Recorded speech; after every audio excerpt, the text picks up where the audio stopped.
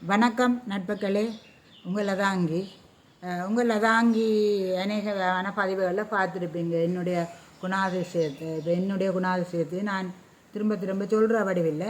என்னை பொறுத்தவரை எங்கே பிழையான விஷயம் இல்லை, எங்கே ஒரு ஜெனரேஷனை பாதிக்கிற விஷயம் இருக்கோ அங்கே ஒரு ஆதங்கப்படுற ஒரு ஆள். அதுக்காண்டி நாங்கள் என்னென்னு சொல்கிறோம், எல்லாரும் எல்லாம் சரியான்னு கூட சொல்லலாம். சரியா? அப்போ நான் இப்போ அந்த தியாகி ஐயா என்ற விஷயத்துக்கு வரேன். தியாகி ஐயா எனக்கு யாருன்னு தெரியும், அவரை பற்றி சொல்ல வேண்டிய தேவை கூட இல்லை. இப்போ அந்த காசு மிதித்த விஷயத்தில் அவர் பிரபல்யமாகிடுவார், அது கூட நல்லம் தானே. அப்போ காசு மிதித்த விஷயத்துக்கு கூட நான் 99% கமெண்ட்ஸ் சாதகமாக தான் வந்தது. பிள்ளை அது பிள்ளை எப்படியோ அது பிள்ளை தான். ஆனால் ஒரு விதமான கமெண்ட்ஸ் அப்படி இப்படியெல்லாம் சொன்னாங்க. நீங்கள் கேட்கலையோ, நீங்கள் போய் வாங்கலாம் தானே, ஏதோ எல்லாம் அவர் கொடுக்குறார், உங்களுக்கு எரிச்சலோ இல்லை ஏதோ எல்லாம் சொன்னாங்க. No problem. ஆனால் நான் இப்போ சொல்ல வரேன்டா, ஒருவர்கிட்ட இப்போ பதிவு பார்த்தேன்.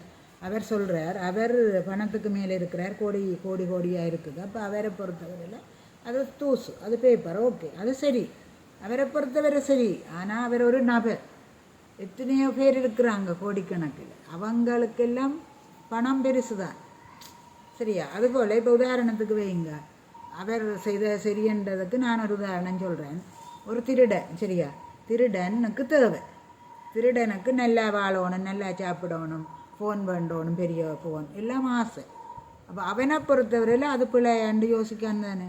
அவனை பொறுத்தவரையில் அது சரி, அதெல்லாம் களவு திருடுறான். ஆனால் எல்லோரும் அதை ஒத்துக்கொள்வார்களா? திருடுறது நல்ல விஷயம், அவனுக்கு தேவை, திருடுறான் என்று ஒத்துக்கொள்வார்களா? அதே போல் தான் இதுவும் என்னென்னா, ஒரு தனிப்பட்ட ஒருவருக்கு சாதகமான விஷயம் எவ்வளோ பேருக்கு அது என்ன செய்யுது என்றதை தான் பார்க்கணும். சரியா? மற்றும்படி இது இல்லை, அது சரி இது சரி, அது போல் இது போல் எல்லாம் சொல்ல இல்லை. உதாரணத்துக்கு சரி, கல்வியை எடுத்துக்கொள்ளுங்க. நிறைந்த படிப்பு, எல்லா மேல் படிப்பும் படிச்சுட்டார், அவருக்குன்னு கல்வியே தேவையில்லை, அவருக்குன்னு பரீட்சையே இல்லை. சரியா? அவருக்கு பரீட்சையே இல்லை, சம்பள அதிகரிப்பும் இனி இல்லை, எல்லாமே படிச்சுட்டார். அவர் காலுக்க போட்டு புத்தகத்தை மிதிப்பாரா, எனக்கு இனி படிப்பு தேவையில்லை, எனக்கு இனி சரஸ்வதி தேவையில்லை.